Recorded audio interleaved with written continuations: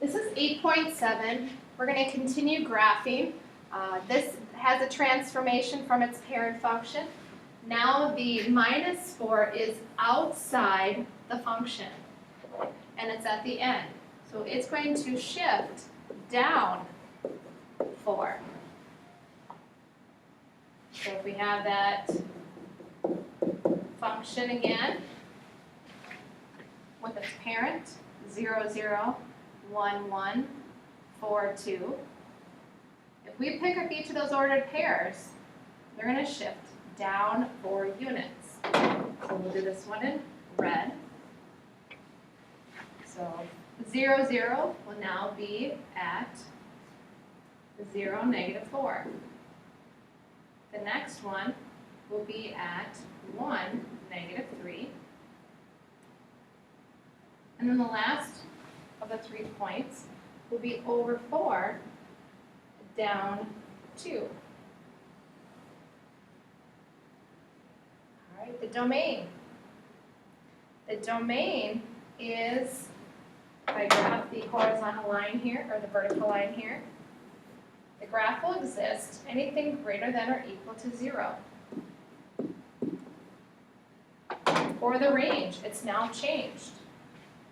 If I draw this horizontal line right here, anything above that line, the red graph exists. So we say then, y has to be, this is negative 4, y has to be greater than or equal to negative 4. Anything above that black line, the graph exists. All right, let's move on to some of the transformations when you have multiplying. So remember when you have multiplication in front of a function, what that does is it vertically stretches or compresses the graph. So let's do our function again for our parent.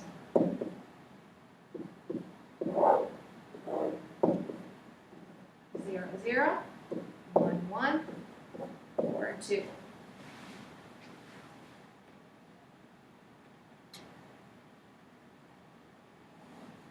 Now what will happen is each of the values on the y-axis is going to multiply by that 3. This is called a vertical stretch by 3. So if I have this being my g of x, all my x values will still stay 0, 1, and 4, but now I'm going to multiply each of the y values by 3.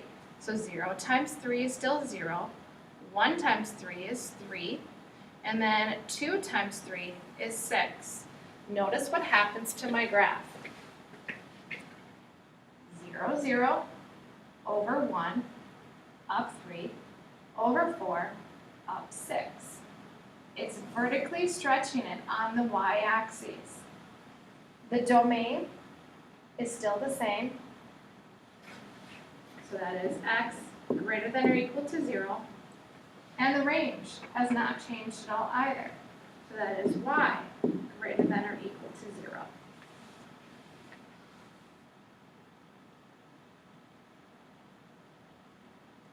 All right, let's cover this one. Here is the function y equals negative x plus 5. There are 2 transformations happening on this graph from its parent function. There is a negative in front of the function. So we say then it's going to reflect about the x-axis, and then it's going to shift left 5 because it's inside the function, it's a plus 5, so you have to think opposite. So I'd like you to take a moment to just graph the parent function for me.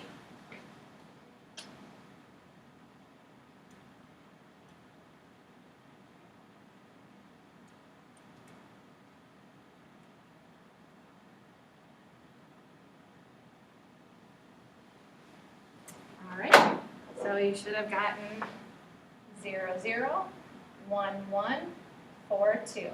So there's my parent function. Now we're going to do two things. We're going to shift it to the left and then reflect it about the x-axis. So my 5 points, so instead of being at 0, 0, it's going to shift to the left, 5. So there's negative 5, 0. And now it's going to reflect. So instead of it going like this, it's going to reflect down about the x-axis. So the next order pair, and then the next order pair looks like that.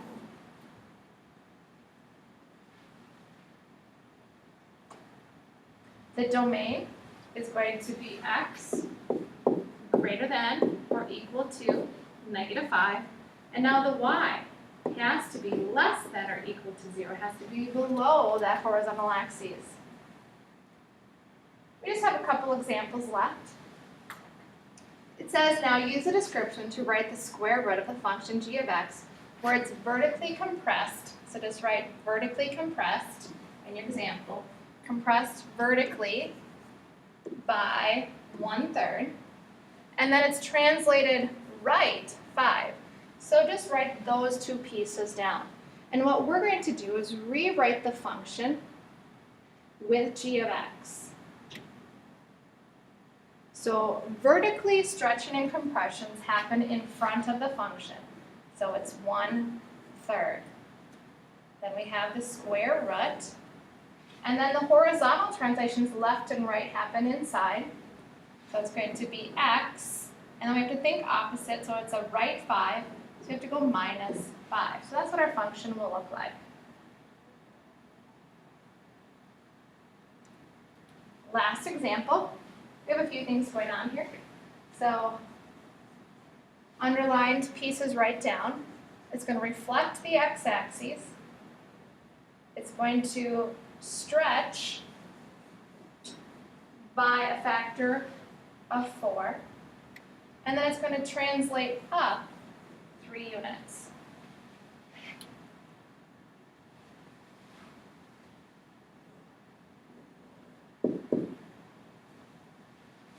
Before we begin to write this equation, when you horizontally stretch or compress, those are going to be inside the function, and we always have to do the opposite to get that b factor. So instead of it being a 4, it's going to be 1/4. All right. When you talk about reflecting about the x-axis, you're going to have a negative in front of the function. Now we have our square root, and then stretches and compressions horizontally are inside, and you have to think opposite. So it's going to be 1/4. And then x, and then it's translated up 3 units. So that is up and down, so that goes at the very end, plus 3.